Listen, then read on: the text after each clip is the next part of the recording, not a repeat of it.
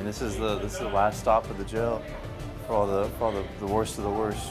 Nah, I ain't never had no tension with nobody. Right. That was it. Right. I ain't never been no tension with nobody. It's been just 6 days since Yella Beezy got booked in the Dallas County Jail for allegedly being involved in this situation with MO3, and word is spreading fast that he's not built for this kind of pressure. Sources close to the scene say Beezy's been having a rough time behind those walls, already pushing hard for bail like it's his only lifeline. And honestly, if you've ever heard about Dallas County Jail's reputation, you totally get it. That place is no joke. They didn't get called one of the toughest jails in Texas for nothing. Yella Beezy's arrest on major charges is shaking the rap world to its core, leaving fans and even other artists speechless. Ever since he got checked in, talk has been flying around that he's struggling to adjust to jail life. Inside Dallas County Jail, things are intense, plain and simple. For someone like Beezy, who's used to flashy lights, luxury rides, and studio sessions, being in that kind of place is a whole different reality. Cells meant for 8 people now cram in as many as 40. It's beyond crowded. Yeah, we have a lot of guys, they still, do dope, they run the dope houses from inside the jails, a lot of kingpins, so it is an important item inside the jail. What used to be just uncomfortable has turned into a real problem that jail officials are desperate to fix. Security rules everything, while comfort don't even make the list. The air inside is freezing, like the AC's on full blast just to test people's limits. Noise bounces off the walls non-stop, so loud that inmates roll up bits of toilet paper just to block it out and catch a moment of quiet. Privacy? That's just a word in there. The special response teams, the SRTs, run the place like a strict military zone, keeping everyone in line at all times. The inspections inside that place are straight up humiliating. Inmates are made kneel in their underclothes while officers tear through every single item they own. It's all about control, and respect don't seem to be part of the plan. For the past 5 years, Dallas County Jail has been catching heat for constantly failing state inspections, and it's starting to look like the problems just won't go away. Back in February 2022, inspectors spent 4 full days inside that jail, and what they found was shocking. One of the biggest red flags was how the staff handled. And he has houses in other states, correct? I'm not aware of that. Are you aware of him paying and helping to support other individuals in the family and also extended family and friends? I'm not into his business like that. Inmates who were supposed to be on watch for safety concerns. On paper, everything looked tight, like the officers were doing regular checks, but when inspectors rolled the footage, it told a whole different story. The written logs didn't line up with what was actually happening, and that raised serious questions about whether people inside were really being kept safe. And that's only the start. Around 40 housing unit doors were completely broken. Some had been like that for a long time. Inspectors even caught sight of inmates using makeshift tools to jam the doors, making them totally useless. That's a major security problem. Whatever the cause, one thing's for sure. People inside were breathing in toxic smoke on the regular, and that's just wild. What's even stranger is that inspectors didn't call for quick fixes, leaving both staff and inmates to keep inhaling who knows what every day. Cleanliness isn't looking too good either. Over in the West Tower, laundry workers weren't even swapping out clothes or linens for inmates in crisis care, a basic job that somehow got skipped. Floor officers had to step in and handle it themselves, which just shows how off track things have gotten. And don't even get started on the South Tower's generators. Back in March and April of 2021, I mean, a lot of people in here keep it real nasty. They don't really clean as often. They don't care. I mean, this is the last stop at the jail for all the worst of the worst. they were supposed to be tested like clockwork, but guess what? It never happened. That means if the power cuts out, there's no promise the backup will even kick in. That's a serious risk waiting to explode. The overcrowding problem just keeps getting worse too. With ongoing renovations cutting down bed space, the county's scrambling to set up temporary spots just to make room. Add on top of that the constant air conditioning breakdowns, and the place starts feeling less like a correctional facility and more like pure survival mode. Legal mail that's supposed to stay private is getting open before inmates even get to see it, and that's a big deal. Motions and paperwork take forever to move through the system, leaving people feeling like the whole process is designed to keep them stuck for as long as possible. And outside all the jail drama, there's serious talk going around that Yella Beezy might not even have the funds to post his own bond. When Beezy first got locked up, his bond was set at a massive $2 million, showing just how serious the court was taking the charges. Then came one of the most emotional moments in court. Beezy's grandmother, Alma Jean Alexander, took the stand and completely flipped the script on prosecutors. She stood tall and insisted that Beezy wasn't nearly as rich as they were making him out to be. Her steady words, backed by statements from other family members, hit hard enough that the judge had to take another look at the situation. You agree with me that your grandson is substantially well off, correct? He might used to be, but if he could make a $2 million bond, he'd be out. Would you agree with me, though, that there's a difference between can, want to, and choosing not to?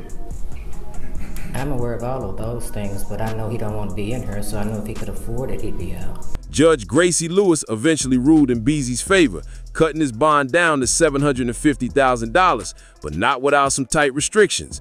Beezy can't reach out to anyone involved in the case, no victims, no witnesses, and the judge made it crystal clear that he better take the financial paperwork seriously. Meanwhile, prosecutors weren't holding back. They tried to paint a picture of Beezy as someone with serious money, claiming that his wealth gave him the power to disappear if he wanted to. They pointed to his bulletproof Denali, calling it a symbol of his success and status, and even brought up the $870,000 he supposedly had sitting in his accounts back in 2020. This charge isn't just serious, it's one of the heaviest you can face in Texas. The state don't play around when it comes to capital murder cases. If Yella Beezy ends up convicted, he could be looking at a future far away from fame and luxury. Under Texas law, a conviction for capital murder leaves only two possible outcomes: life in prison with no chance of parole, or in extreme cases, the most severe penalty the law allows. The stakes here couldn't be any higher. Texas law reserves this kind of charge for some of the toughest situations, like cases involving law enforcement officers, firefighters, young children. Let me say this first. Rainwater, my manager, it's not no street. Let me say it again.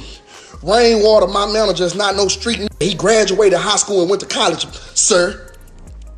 Sir, you get what I'm saying? Or any situation that involves money for harm schemes or violent acts tied to another serious crime, like robbery or kidnapping. In Beezy's situation, prosecutors are claiming that he financed an attack on fellow rapper MO3, which pushes the case into that murder for hire category, one of the main qualifiers for a capital charge.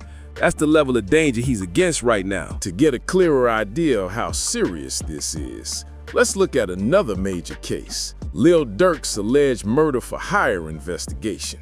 Durk Derek Banks, better known as Lil Durk, was reportedly taken into custody in South Florida, with U.S. Marshals confirming the arrest. This dramatic twist was tied to a federal complaint filed in California, accusing Durk of planning a violent retaliation plot. Rewind the clock, and the story behind it gets even deeper. Everything stems from a bit of feud with someone known as TB, which spiraled out of control after the tragic passing of Durk's close friend, Davon Bennett, better known as King Von, on November 6, 2020.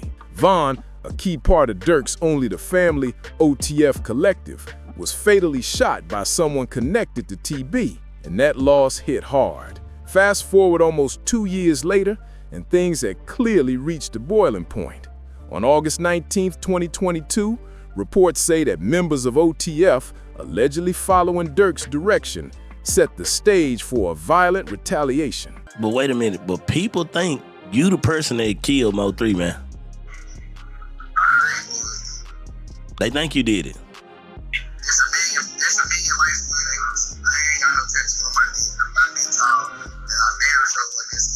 Several OTF associates tracked down TB at a gas station in Los Angeles and unleashed gunfire on his car. Nearly 18 shots rang out. But the real heartbreak came when a close family member of TB got caught in the middle and tragically lost their life right there in broad daylight. To make it worse, this all happened at a busy intersection, putting innocent people in serious danger. That's as cold and reckless as it gets. U.S. Attorney Martin Estrada didn't sugarcoat anything, calling it an act that showed zero care for human life and total disregard for everyone's safety. Now Durk and 5 others are staring down serious criminal charges, including murder, conspiracy, and murder for hire resulting in death. It's a legal storm that's shaken up the entire hip-hop community. And if that wasn't already intense, prosecutors are saying the people involved got paid with money tied directly to Durk and his OTF crew.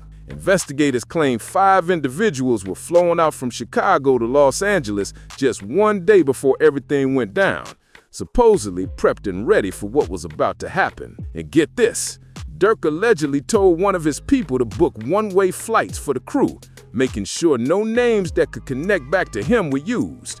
No names, no paper trail, just shadows moving quietly. Durk's first court appearance went down at the C. Cloud Atkins U.S. Courthouse in Miami, and it was tense from start to finish. His attorney, Alec Ubieta, kept things completely under wraps, refusing to give away even a hint about what's coming next. With arraignments now set to happen in Los Angeles federal court, the pressure's sky high. If convicted, Durk could be facing life behind bars. No shortcuts, no breaks. This legal storm has cast a heavy shadow over what was once an unstoppable career. Not too long ago, Durk was celebrating major wins, like taking home a Grammy for Best Melodic Rap Performance for his hit All My Life with J. Cole earlier this year. But now, that success feels miles away as the court battles take center stage. Things took another wild turn in December 2024, when unsealed court documents tied Durk to a second alleged murder-for-hire plot. This one connected to the January 2022 shooting of Stefan Mock in Chicago. Prosecutors say the details line up too closely to ignore, and that only made Durk's situation even tougher. His trial is officially set for October 2025, and bail has been completely denied. Meanwhile, back in Texas, the energy around Yella Beezy's case has everyone talking again. What's unsettling is how long it took for prosecutors to bring him into the picture. Mo 3 was killed in 2020, and it's taken nearly 5 years for authorities to directly tie Bey to the case. Given how Bey and Mo 3 had been openly feuding for years, people are now wondering what suddenly changed. Why now? Some are whispering that maybe someone already gave up information, while others question whether the timing is just too strange to ignore. Let's rewind to that heartbreaking day in November 2020, when rapper Mo 3, real name Melvin Noble, lost his life on a Dallas highway. The news hit the hip-hop world like a shock wave. Mo 3 wasn't just another name on the charts. He was a rising force, a hometown favorite with raw talent and loyal fans. As tension exploded that morning, Mo 3 tried to get away, jumping out of his car and running down the crowded highway, desperate to escape danger. What happened next fell straight out of a movie, except this wasn't fiction.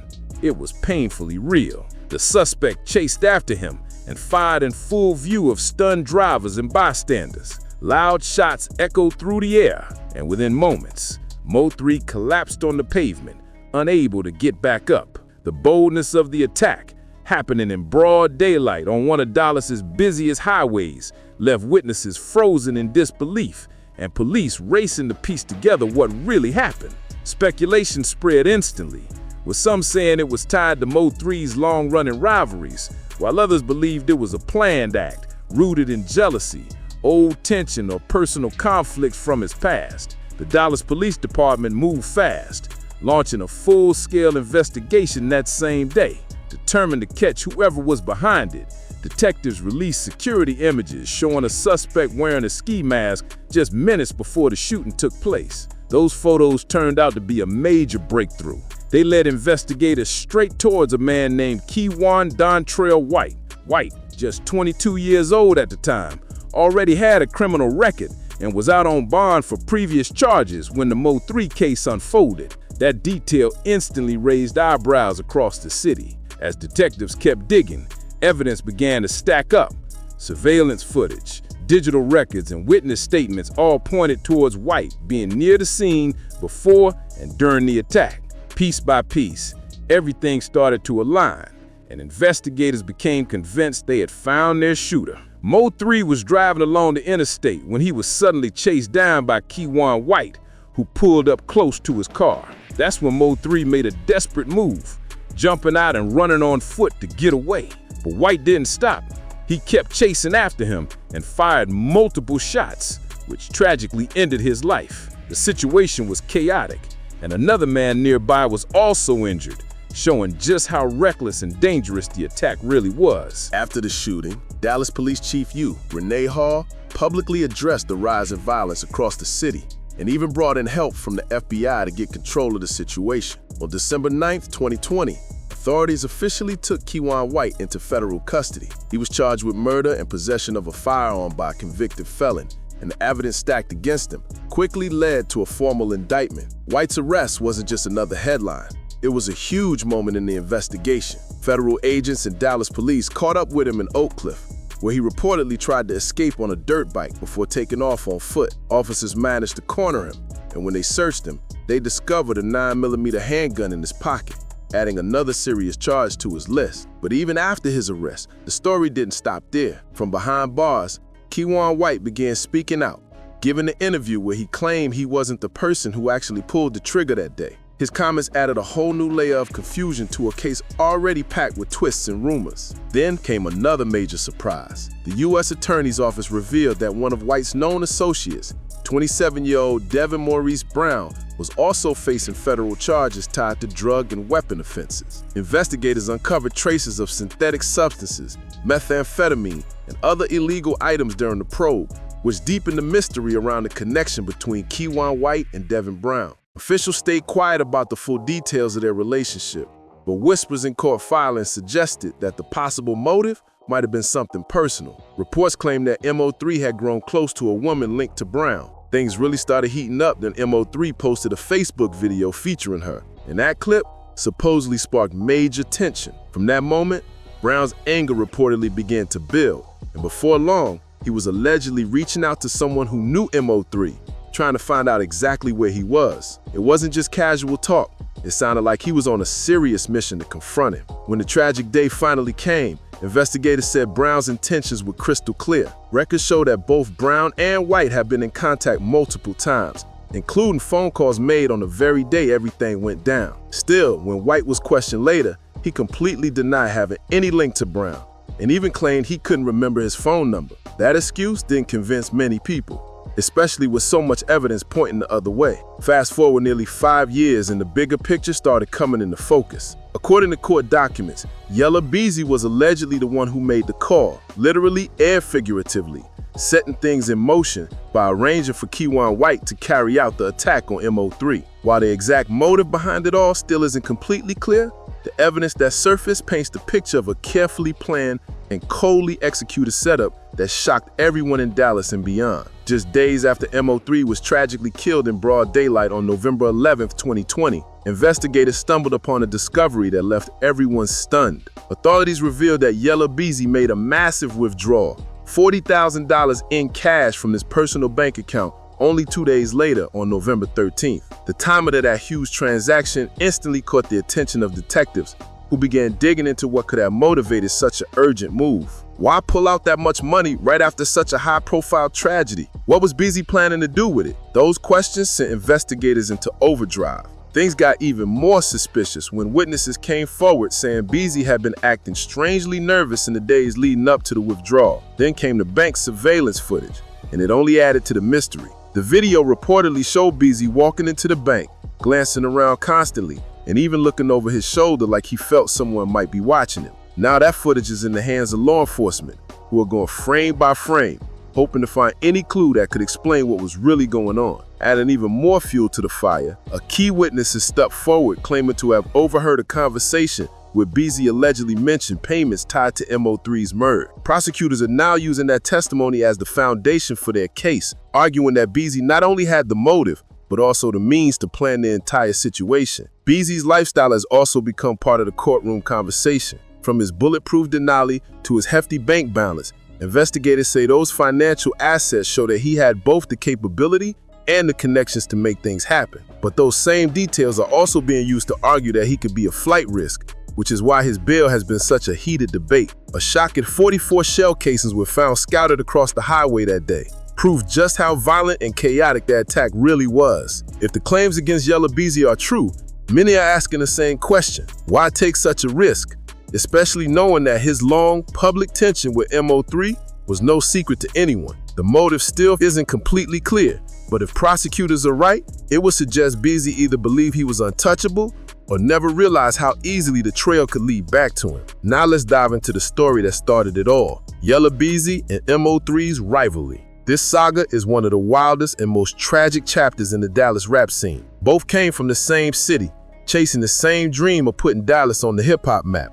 But as their fame grew, so did the tension. What started out as mutual hustle turned into a full-blown competition for spotlight, fans, and street respect. In the early days, both artists were seen as rising stars, representing different corners of the same culture. This success should have brought unity to the city, but instead, it split fans right down the middle. The energy between them got personal fast. The slick disses and tracks, the shade on social media, the subtle jabs that turned not so subtle over time. It all started stacking up until there was no turning back. People online have been debating for years about what really pushed things over the edge. One Reddit user summed it up perfectly, saying, "Yeah, I know MO3's head started getting big, and he was talking a lot on social media. Just didn't know if that was 100% what got him killed." That kind of talk echoes a bigger feeling shared by many, that MO3's outspoken nature might have added more fuel to an already explosive situation. Both he and Beezy were talented, ambitious, and proud. Two stars on the rise caught in a rivalry that spiraled out of control. While the real spark behind this deadly feud is still up for debate, things took a sharp and dangerous turn back in 2018, right after the tragic death of Rolly Pate, MO3's close friend and a well-loved comedian in Dallas. Before his passing, Rolly had publicly called out Yella Beezy, questioning his street credibility and his true connection to Oak Cliff, and not only made the tension between MO3 and Beezy even worse. Then, just one day after Rowley's death, Beezy himself became the target of a drive-by shooting in Lewisville, Texas. His car was hit multiple times, and people immediately started speculating that it was payback for what happened to Rowley. That moment became a turning point. What had once been just rivalry in music now seemed to cross over into something much more dangerous. Even with the growing tension, both artists continued to deny that there was any real beef. They both claimed the media was just blowing things out of proportion. In fact, during a 2019 interview, MO3 downplayed the whole situation, saying there wasn't any real issue between him and Beezy, insisting that the media had exaggerated everything for clicks and views. But despite what was said publicly, fans and insiders could feel the energy shifting. Stories kept spreading and the rivalry narrative refused to die. Then came another big headline: the alleged assault on MO3's manager Brandon Rainwater in January 2020. According to reports, Rainwater was attacked in a Dallas strip club by Beezy's crew, suffering a dislocated hip during the altercation. The incident left lasting damage both physically and emotionally, and it added even more heat to the ongoing feud. What really set people off was what came next. Beezy's crew was rumored to have posted a video online bragging about what happened. Yella Beezy, on the other hand, has always kept his words about MO3 guarded, almost cryptic. During a 2024 interview with Ken Ivent, when he was asked directly about MO3's death, Beezy responded with a cold, "What was the point?" That short but dismissive line sent shockwaves through fans and added fuel to the idea that the tension between the two rappers was never truly resolved. Yet in another interview, Beezy seemed to soften a bit, showing a flash of genuine respect. When reflecting on MO3's passing, he admitted that was a big hit. That was a big impact. It wasn't much, but that brief acknowledgement hinted that despite all the bad blood, there was a level of recognition there, a sign that the rivalry wasn't all hate, but something way more complicated. Their story has always been layered, and when you look at both of their struggles, it's easy to see how things spiraled.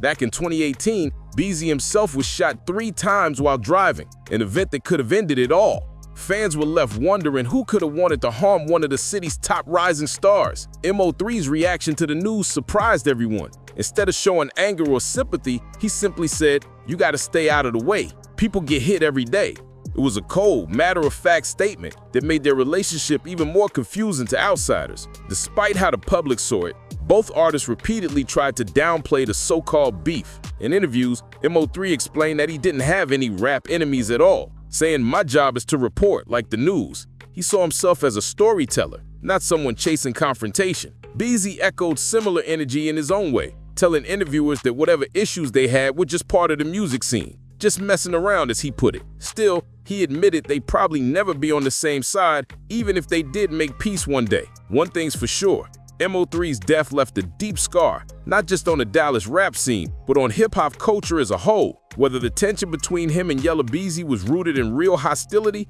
or just fierce competition, this entire story stands as a reminder of how quickly things in the music world can spin out of control. What starts as rivalry can easily twist into something darker, and once that line is crossed, there's no going back. The allegations that Beezy might have hired Keywan Dontrell White, a man with a known criminal past, sound reckless, especially for someone of Beezy's fame and success.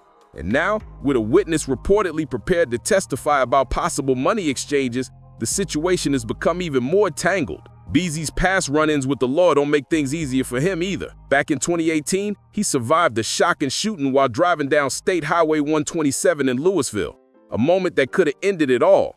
Then, in February 2021, he was arrested in Dallas County for unlawful firearm possession.